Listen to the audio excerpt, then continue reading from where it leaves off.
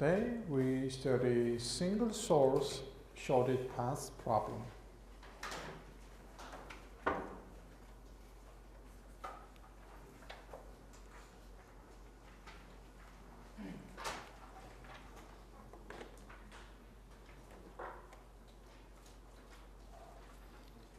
There are three algorithms: Bellman-Ford algorithm and single source shorted path in a DAG and Dijstra's algorithm. First, I will explain some definitions. You all know what an edge weight is, okay? And then the path weight is the sum of all edges, all edge weights in the path. And the shorted path from U to V is a path from U to V whose weight is the smallest. And vertex U is called the source, and V is called the destination. And the shorted path weight from U to V is the weight of a shorted path from U to V, and it is denoted by delta of U comma V. Now I will explain shorted path problems. There are four shorted path problems. The first one is single source and single destination. And second one, the single source and all destinations. And third, single destination and all sources. And finally, all sources and all destinations.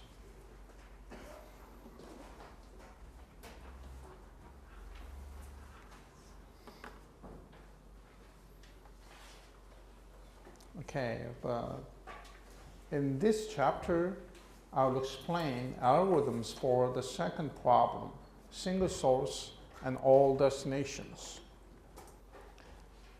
If we solve this problem, we can solve all the other problems,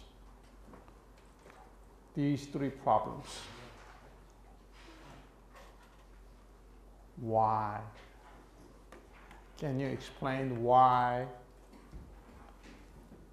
we can solve all the other problems if we solve this problem?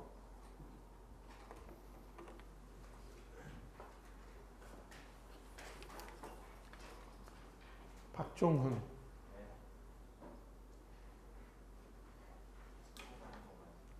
Okay, I'll explain an algorithms to solve the second problem. And then if we solve this problem, we can also solve all the other problems. Can you explain why it is possible? 박근배.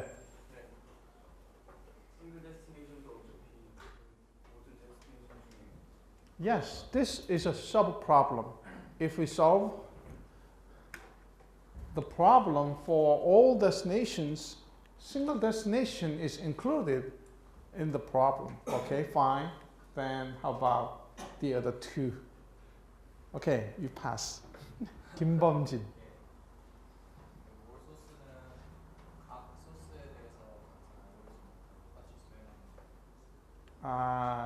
Yes. But there's a simpler version. So, okay. You said if we run this algorithm for all sources, then we can solve the all pairs problem, right? Right? Each single source problem includes all destinations. If we run this algorithm for all sources, then we can solve the all pairs problem.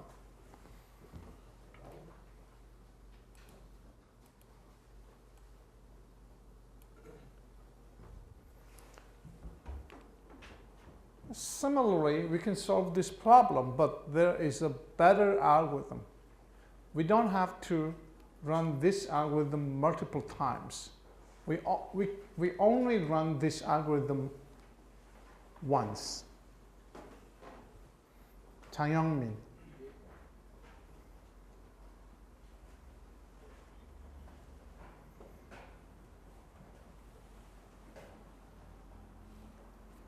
배민희. 신지수.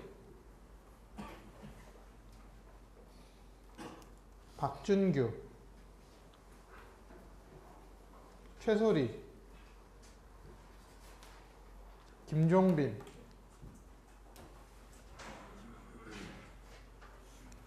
김경식. Yes.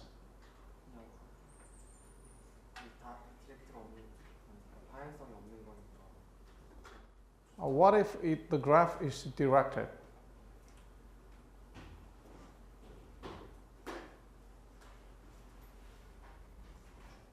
You're very close. 어미소. 손광훈.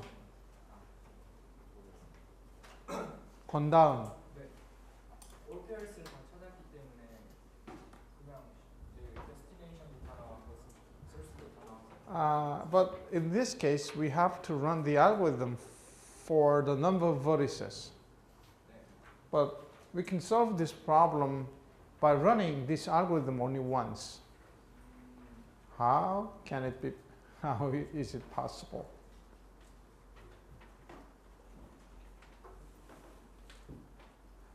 김현준. 문경식.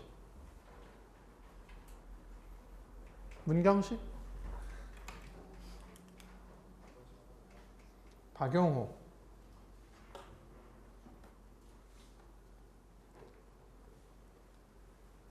이동우. 이정우.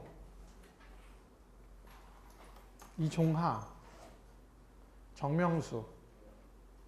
소수자리 데스티네이션으로 바꿔서 넣으면 Yes, then 결과 right, but if it is undirected, it's fine. But what if it is directed?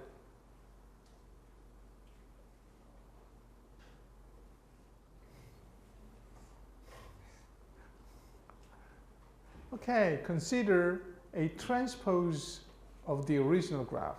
What is the transpose of the original graph? Edge directions are reversed. First, we reverse the edge directions and then run this algorithm. Then the source becomes destination and destination becomes a source. Done. So, if we solve this problem, we can solve all the three problems. Okay.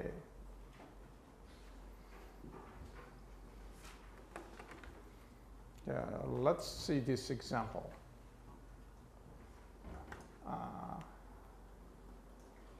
So the question is, what is the shortest path from S to G? S, A, B, G. And what is the path weight? It's 3. So isn't there any other path a little shorter than that? 근데 이 가중치가 마이너스인 구간이 있어서 Yes. 아랫부분을 계속 루프를 들고 나가면은 사실 가중치가 Yes, that's right. Look at this loop cycle.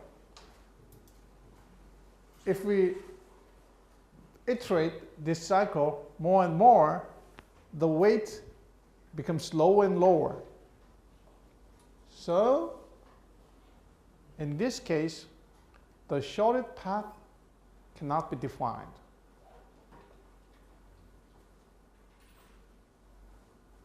Why can't the shortest path be defined? Because of the negative weight edge? Maybe right, but not exactly. Even though there are some negative weight edges, the shortest path can be defined. But in this case, look at this. This negative weight edge doesn't cause a problem. No problem, right? But this, and also this negative weight edge doesn't make any problem too, either. And how about this? It causes a problem. Why? Because it makes a negative weight cycle. So a negative weight cycle causes a problem. So, and look at this question. Do all negative weight cycles cause a problem? No. Only some of them cause a problem. Look at this. There is a negative weight cycle, but it doesn't cause any problem. Why not? Because it isn't reachable from the source. So only if there is a negative weight cycle reachable from the source, there is a problem.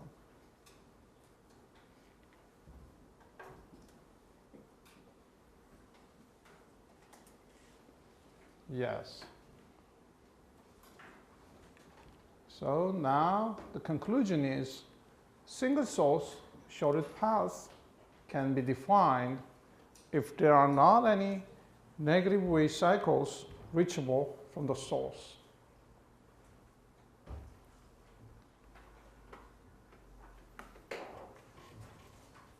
And cycles. So from now on,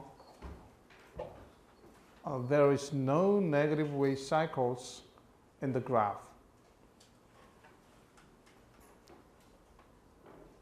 Then there is a shortest path that does not include cycles.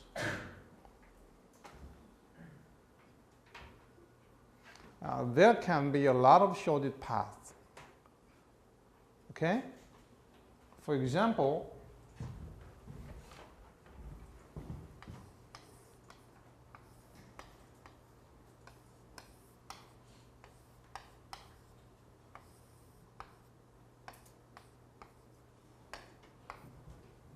source, destination.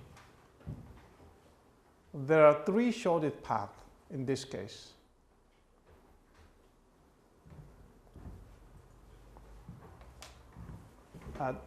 And the claim of this sentence is there can be a lot of shortest paths, but at least one of them doesn't include any cycles. Why not?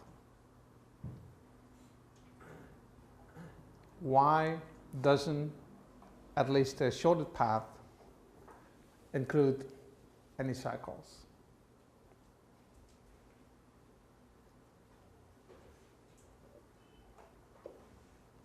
한상현, 강인국, 박성현, 윤호상, 이선민. 사이클을 보면은 사이클을 시작할 점이랑 갔다 와서 돌아왔을 때 점이 똑같아서 그 과정 아예 빼버려도 상관이 없어요. Yes, because the cycle's weight is 0 or more. Yes, we think from now on there is no negative weight cycles, so all weights of cycles are 0 or more. So if there is a cycle in the path, we can safely remove the cycle, then the path weight becomes the same or less. Okay? Like this.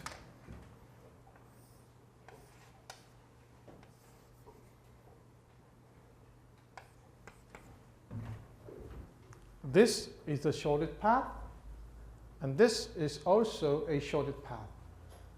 And we can iterate twice, or 3 times, 4 times, and it doesn't change the path weight. But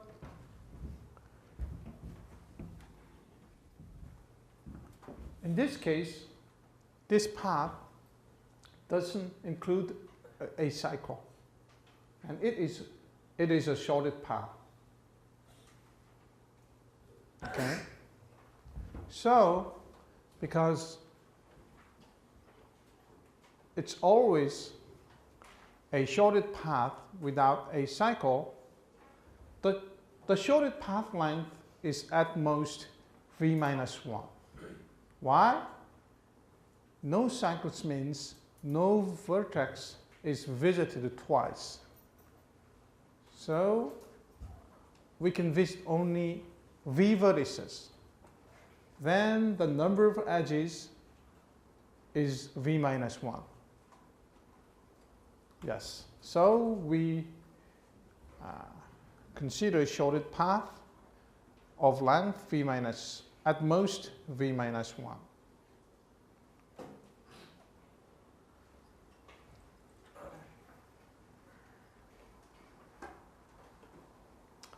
Okay, then I'll explain predecessor subgraph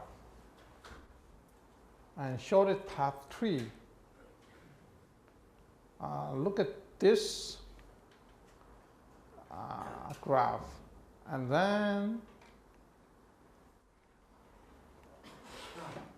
this. Okay, look at this. This path is the shortest path from S to X.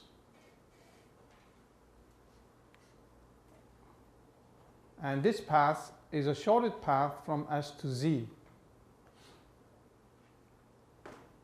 And there is an optimal substructure in this problem. That is, if this is the shortest path, this is the shortest path from S to X, then this becomes a shortest path from S to T. Why?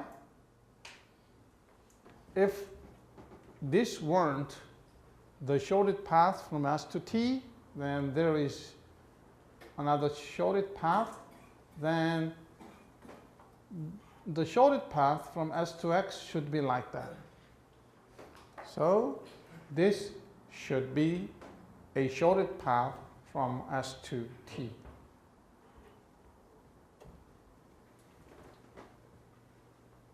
And so, because a shortest path isn't unique, so this can be another predecessor subgraph for this graph.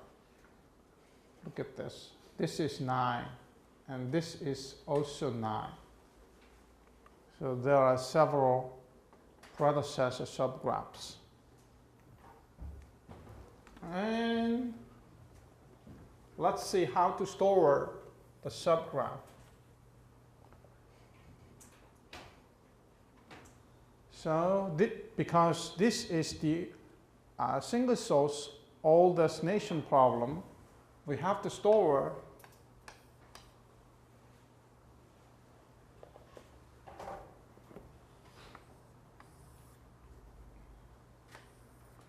the shortest path to all vertices.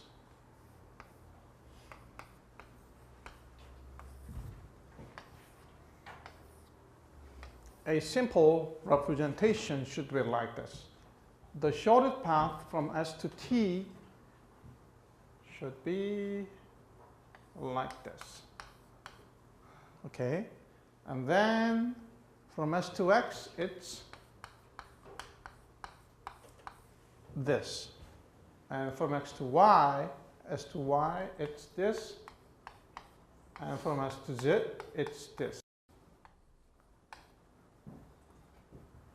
Okay, this is a simple representation, but it consumes a lot of space.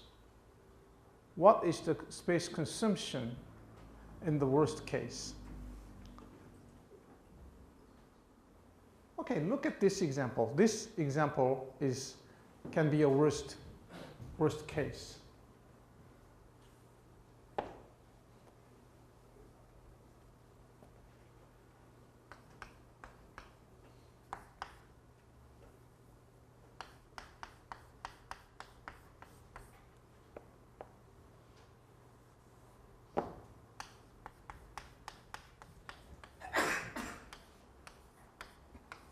What is the space consumption?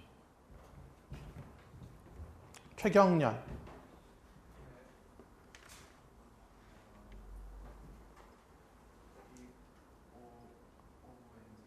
Big O of V squared, right. Or theta of big O of V squared. This is the worst case. 2, 3, 4 in this case. But we can reduce the space consumption to just big O of V or theta of V. Look at this.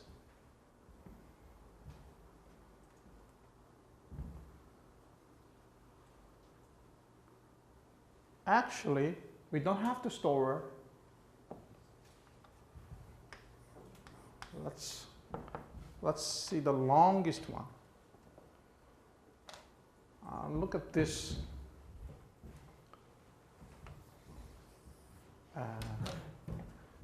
Another color.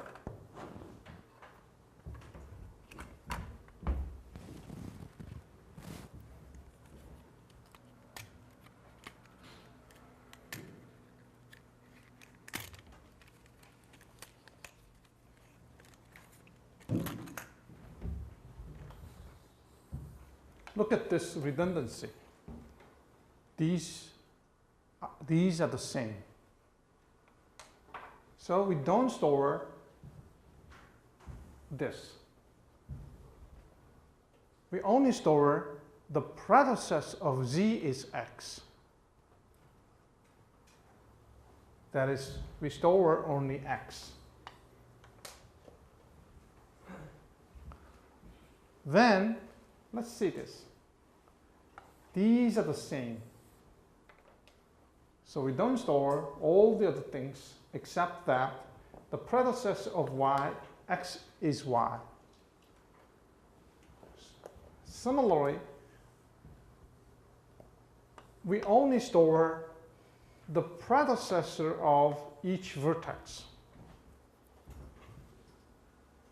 Then we can restore the shorted path in this way. The shorted path from S to Z is X, the reverse order, Z, X, Y, T, and S. So for each vertex, we store only one predecessor. So the space consumption is big O or theta of V. That's the magic of predecessor subgraph. Okay? Then relaxation.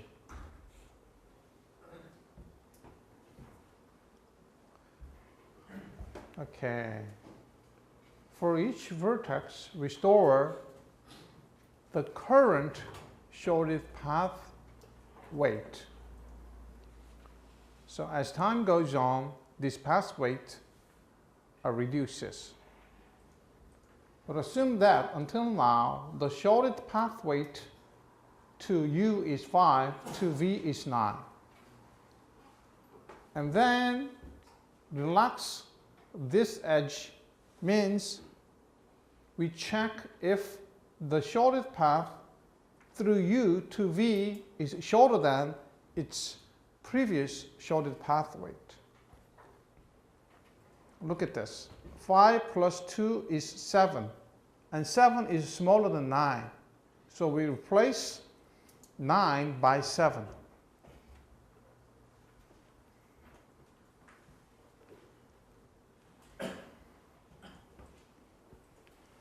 But in this case, the new value 7 is larger than 6, so we don't replace. That's relax.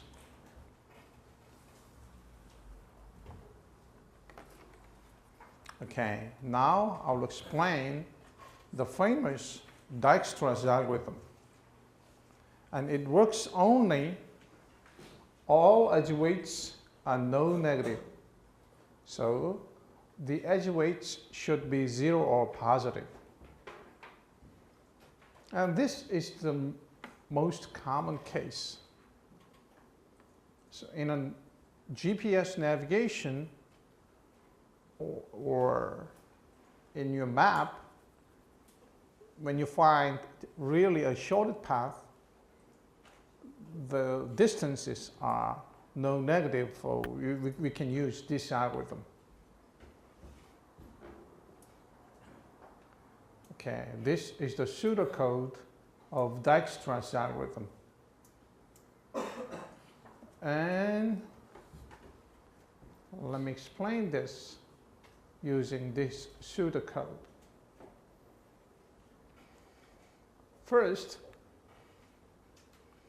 the temporary shortest path weight are initialized as infinity except the source. The source's path weight is 0. And then they are all stored in our data structure. Let me explain some variations of this data structure.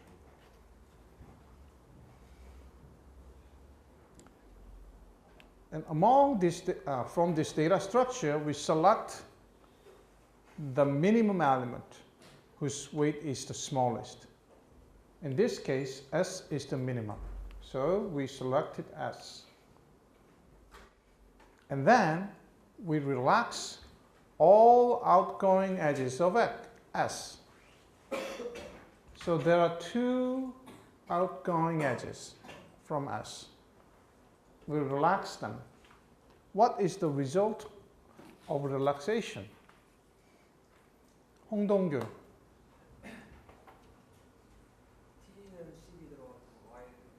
Yes, right. So now the path weight of T is 10 and the path weight of Y is 5. And no more. So now there are only 4 vertices in this data structure. Then we find the next smallest, shortest vertex from the source. Then it's Y. So we select Y. Then we relax all outgoing edges of Y. 14? X? Yes, 14. 7. Is that all? It has another outgoing edge. How about T? Yes. It's smaller, so its value is updated.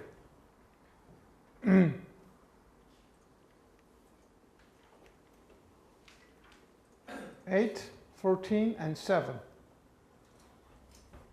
And among the remaining 3 vertices, Z is the smallest. So we select Z and relax 2 outgoing edges.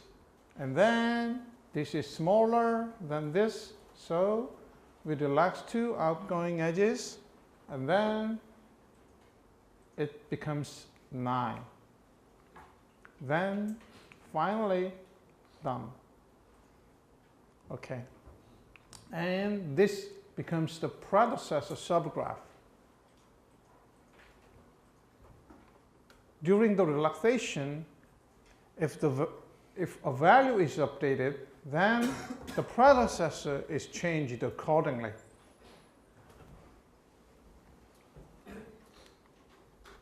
Before this relaxation, this value is computed from this path. But after this relaxation, the predecessor of x is changed from z to t.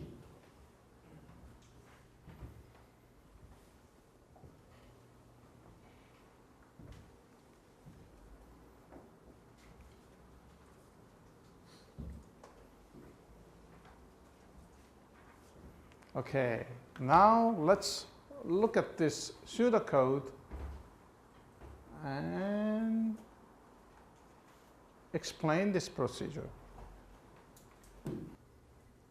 And how about this while loop? What is the running time of this while loop?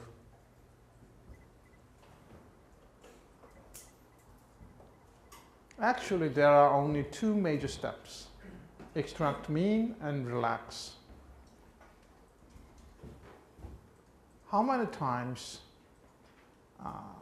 does the extract mean run?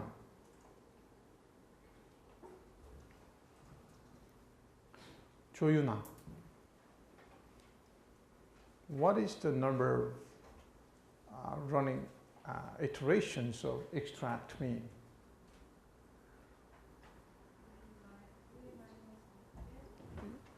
Yes? Anyway, big O of V. Big O of V times extract mean. 차정민, 김병준,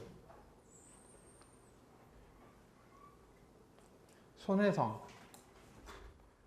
How many times does this relax run?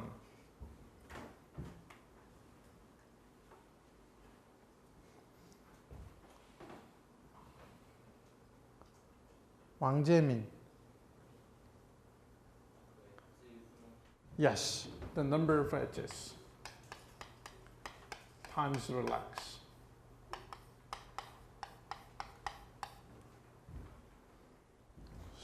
Don't be confused by this while loop. Anyway, each edge is relaxed only once, because each vertex is selected once in this while loop. So an edge is relaxed only if it becomes the outgoing edge of this vertex. So each edge is relaxed once in a directed graph and twice in an undirected graph. So it's theta v e. So now it's time to calculate the extract, max, and relax.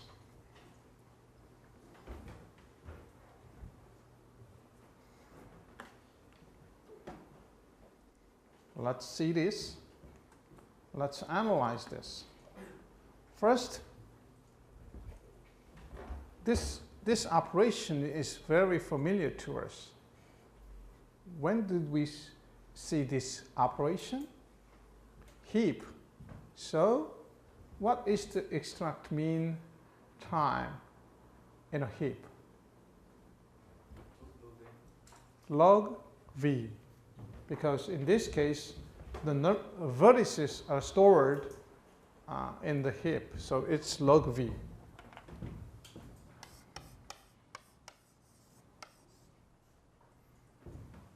How about this? Relax. After the relaxation, what is the change? The operation is decrease key. The key value is decreased. So we decrease key and it may go up the heap. So what is the running time of a decrease key operation? Log V. Yes, it's log V. So the running time of Dijkstra's algorithm is big O of V log V plus E log V. This is a common way of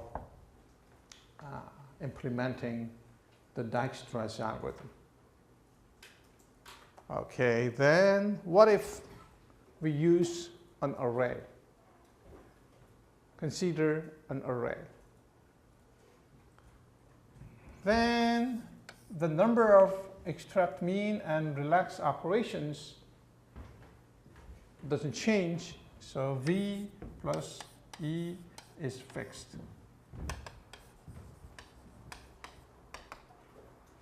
And assume that we maintain the array in a sorted form, sorted array.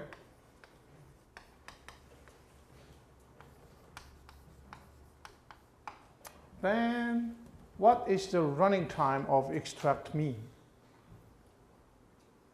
Omission. If we maintain the vertices in a sorted array according to their weights, extract mean, V time. But what if we store the mean value at the end of the array? We sort the array in decreasing order because it is more convenient. What is the operation? What?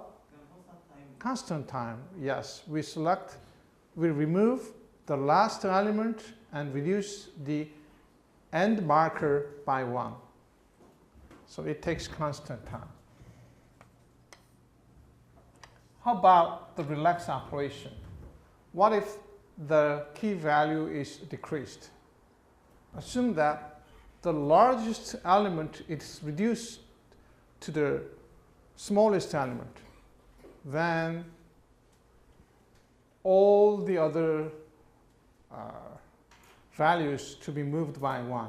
So in the worst case, it's V. So the running time becomes EV. So it's slower than this algorithm.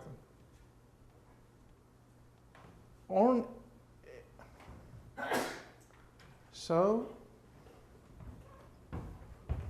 only if it has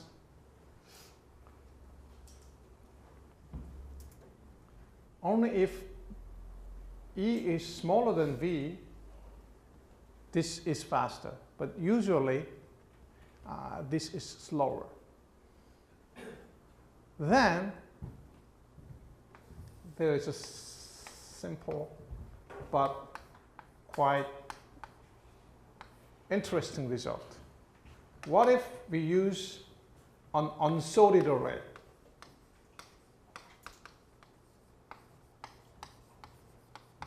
Unsorted array.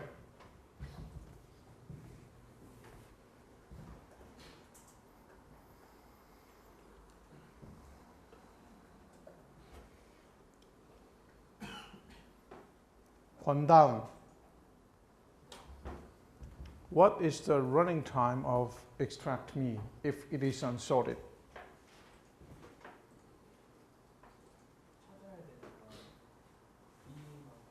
V time, yes, V. How about this? Decrease key.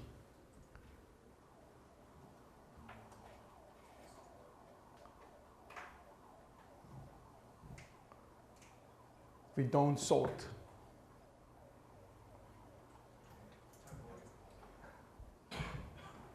김현준. Yes, because we don't sort, we don't care its value is decreased or increased. So we don't have to do anything, right? Yes, then what is the running time of this? It's V squared. It's V squared, and this is EV. Usually, we run the Dijkstra algorithm on a graph, on a connected graph, then the number of edges is usually bigger than or equal to the number of vertices. Then, which is faster? Unsorted array or sorted array? The unsorted array implementation is faster. So usually, we think, oh, we have to sort an array. But in this case, unsorted array performance is better. Why? Can you explain this in our the main idea or the reason why the unsorted array is faster than the sorted array?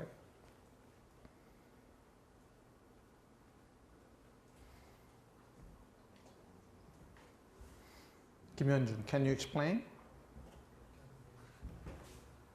Okay, I will explain. Look at this. The number of vertices and the number of edges. Usually, the number of edges is larger than the number of vertices. If we use a heap, the vertex-related operation and the edge-related operation run at the same time. So this is a balanced data structure. In this sorted array, the more common operation becomes slower. Okay?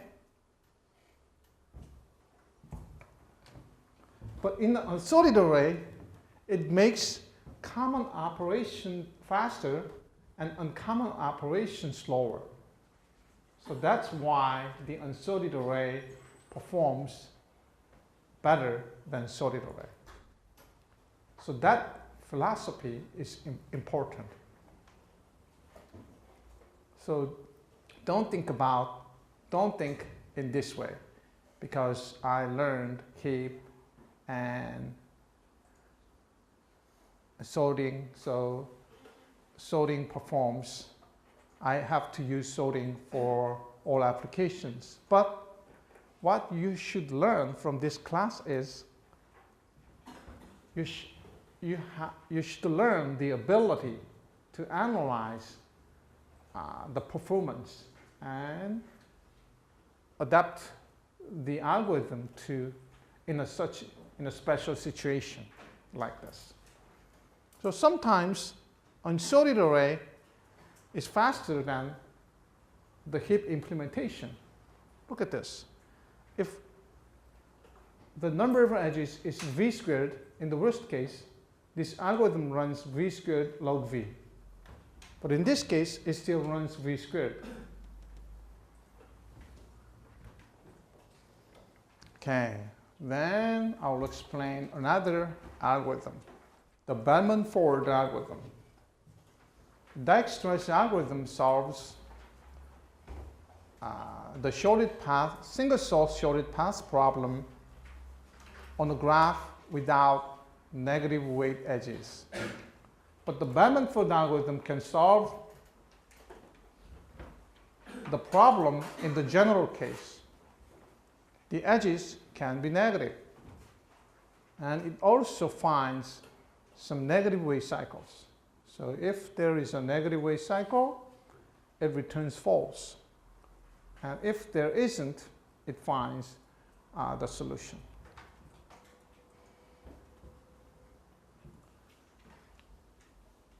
And the algorithm is very simple.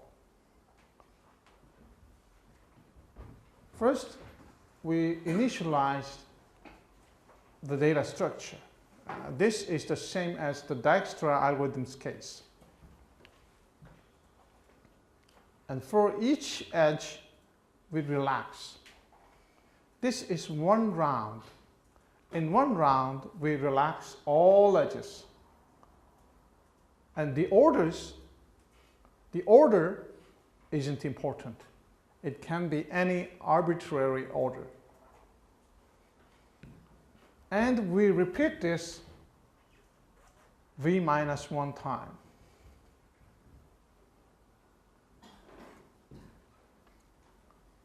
And after this, we check if there is a negative wave cycle. But let me explain this later. First, let's this example. So this is an arbitrary relaxation order. This is a given graph. So in an iteration, we relax all edges using this order. First, we relax Tx. Then, is there any change?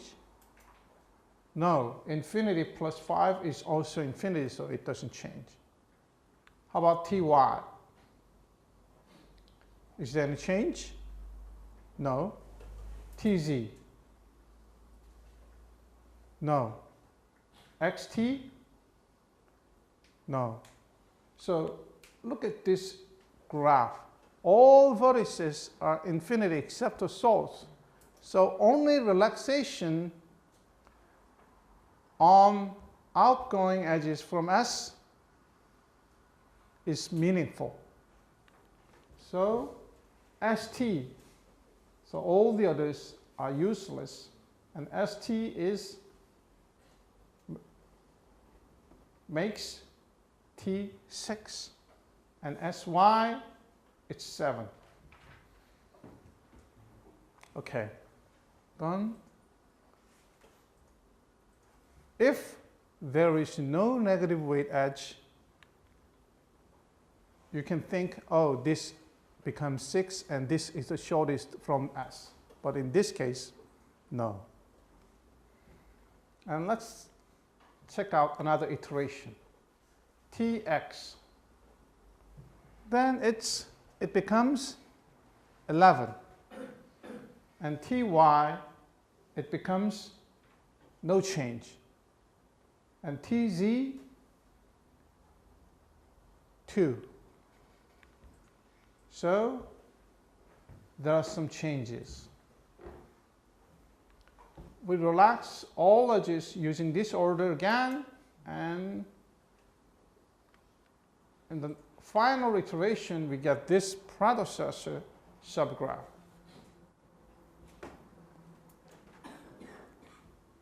The path to here, this path is longer than this path. So this is shorter.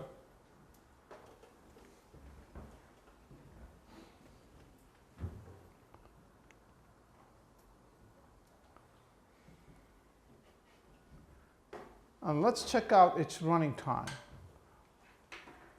What is the running time of this algorithm? In an iteration, we relax all edges. Okay, so an iteration requires big O of E time. But it iterates V minus 1 times, so the number of iterations is big O of V. So total running time is big O of VE.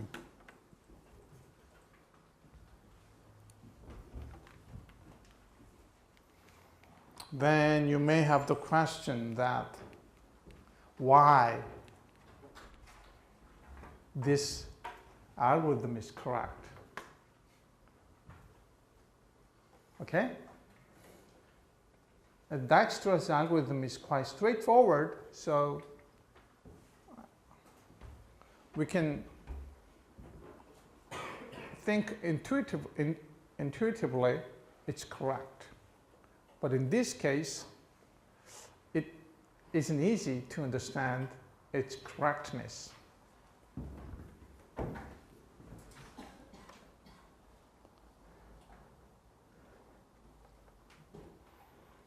So the main idea of the correctness is this. So this is the predecessor subgraph. Okay? Then if we if we know the answer, then we can find the shortest path with little effort, with a little effort, like this. If we relax this edge first, and then this edge, and then this, and then this, then we can easily find the shortest path, right? If we are very lucky. And we are very unlucky, we may relax. If the relaxation order is like this, then we can relax only the first edge in an iteration. Okay? So in the first iteration, at least this edge is relaxed and 7 is determined. And in the second iteration, at least this edge is relaxed correctly and 4 is computed correctly. Because the longest shortest path is v minus 1. After v minus 1 iterations, all shortest paths can be computed. And this is to check if there is a negative wave cycle or not. And it isn't easy to understand, so I'll skip it. Okay, finally, I'll explain the last algorithm for the shortest path. In this case, the graph is a DAG. Graph is a DAG. So if it is a DAG, we can compute shortest path in linear time. First, we topologically sort the vertices. And then we relax edges from left to right. Look at this example. Because it is a DAG, it can be sorted like this. And all edges are from left to right. And then this is the leftmost vertex. And then we relax all outgoing edges from R. Since, okay, this is the source. Since R is infinity, these two relaxation doesn't make any change. And then we relax the outgoing edges of S. Then 6 and 2. So 6 and 2. And then these are two predecessor edges. And then outgoing edges from T. Does it change? No. 4 and 2. Sorry. 4 plus 2 is 6. 2 plus 2 is 4. So it's 6 and 4. And then next, outgoing edges from X. Then change, reduce to 5, and no change. And then from here, it's 3. So done. Topological sort takes big O of V plus E time, and we will relax every edge only once, so its running time is this. Why? So the secret is the order. If we know the order of the shortest path edges, then relaxation order is very important. And if we know already knew the relaxation order, it makes us very convenient. If it is a DAG, all edges are from left to right, so we can use the topology of the graph. Okay, then let's wrap up this class now. See you next week. And we will have the final exam on Friday, and you on Wednesday. Okay, see you next week.